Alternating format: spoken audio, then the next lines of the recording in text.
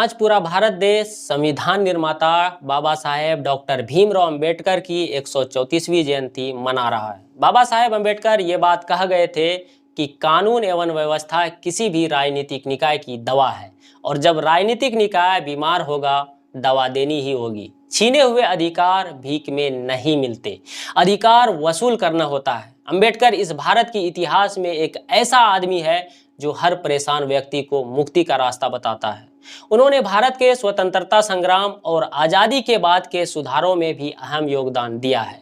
बाबा साहेब अंबेडकर स्वतंत्र भारत के पहले कानून मंत्री थे। इसके अलावा बाबा साहेब ने भारतीय रिजर्व बैंक की स्थापना में भी महत्वपूर्ण भूमिका निभाई थी। उनके जीवन को जानने पर पता चलता है कि भीमराव अंबेडकर अध्ययनशील और कर्मठ व्यक्ति थे।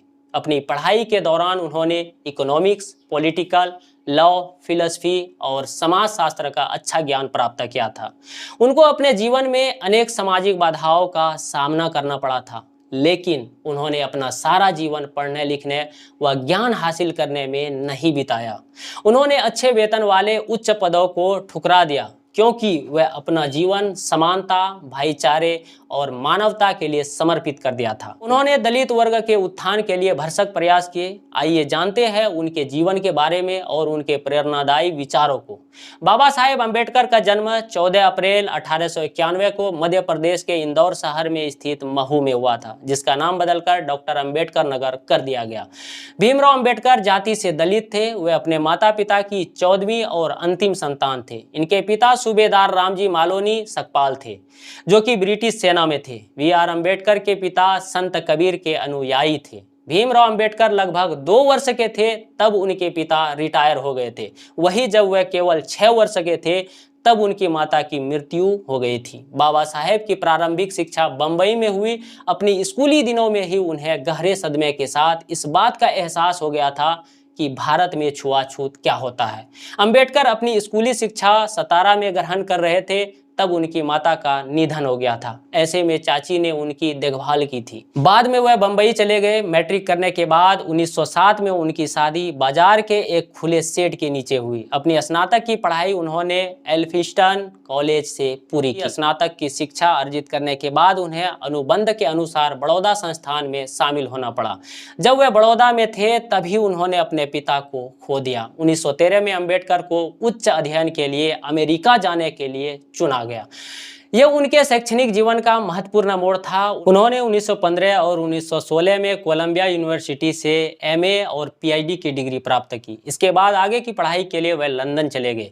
वकालत की पढ़ाई के लिए वह ग्रेज इन में भर्ती हुए और उन्हें London school of economics and political science में डीएससी की तैयारी करने की भी अनुमति दी गई, लेकिन बड़ौदा के दीवान ने उन्हें भारत वापस बुला लिया। बाद में उन्होंने वॉर एट लॉ और डीएससी की डिग्री भी प्राप्त की। उन्होंने कुछ समय तक जर्मनी की वॉन यूनिवर्सिटी में अध्ययन किया। भारत लौटने पर उन्हें बड़ौदा के महाराजा का सैन्य सचिव नियुक्त किया गया ताकि आगे चलकर उन्हें वित्त मंत्री के रूप में तैयार किया जा सके। 1924 में इंग्लैंड से लौटने के बाद उन्होंने दलित वर्गों के कल्याण के लिए एक एसोसिएशन की शुरुआत की, जिसमें सर चिमनलाल अध्यक्ष और डॉक्टर अंबेडकर चेयरमैन थे। इस एसोसिएशन का तत्कालिक उद्देश्य शिक्षा का प्रसार करना, आर्थिक स्थितियों में सुधार करना और दलित वर्गों की शिकायतों का प्रतिनिधित्व करना था। नए सुधारों को ध्यान में रखते हुए दलित वर्गों की समस्याओं को हल करने के लिए 3 अप्रैल 1927 को बहिष्कृत भारत समाचार पत्र शुरू किया गया। 1928 में वह गवर्नमेंट लॉ कॉलेज बंबई में प्रोफेसर बने और 1 जून 1935 को वह उसी कॉलेज में प्रिंसिपल बन गए और 1938 में इस्तीफा देने तक उसी पद पर बने रहे। 13 अक्टूबर 1935 को नासिक जिले के येवला में दलित वर्गों का एक प्रांतीय सम्मेलन आयोजित किया गया। इस सम्मेलन में उन्होंने यह घोषणा करके हिंदुओं को हतप्रभ कर दिया कि मैं हिंदू धर्म में पैदा हुआ, लेकिन मैं हिंदू के रूप में नहीं मरूंगा।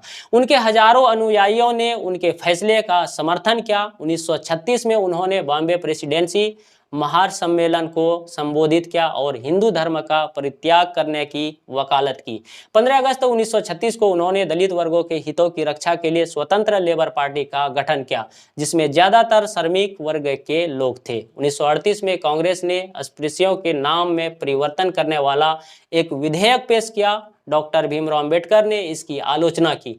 उनका दृष्टिकोण था कि नाम बदलना समस्या का समाधान नहीं है। 1942 में उन्हें भारत के गवर्नर जनरल की कार्यकारी परिषद में लेबर सदस्य के रूप में नियुक्त किया गया। 1946 में वह बंगाल से संविधान सभा के लिए चुने गए। आज़ादी के बाद 1947 में उन्हें देश के पहले प्रधानमंत्री जवाहरलाल नेहरू की पहली कैबिनेट में विधि एवं न्याय मंत्री नियुक्त किया गया।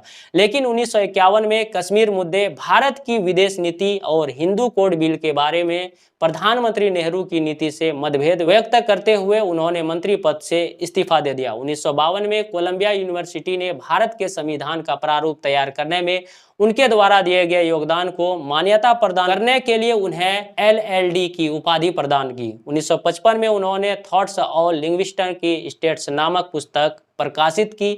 उस्मानिया विश्वविद्यालय ने 12 जनवरी 1953 को डॉक्टरेट की उपाधि से सम्मानित किया। आखिरकार 21 साल बाद उन्होंने 1935 में येवला में की गई अपनी घोषणा में एक हिंदू के रूप में नहीं मरूंगा को सच साबित कर दिया। 14 अक्टूबर 1956 को नागपुर में एक ऐतिहासिक समारोह में उन्होंने बौद्ध धर्म को अपना लिया और 6 दिसंबर 1956 को उनकी मृत्यु हो गई। तो ये था बाबा साहेब डॉक्टर भीमराव अंबेडकर का संक्षिप्त में जानकारी। विस्तार से बाबा साहब को जानने के लिए आपको बहुत सारी की जरूरत है।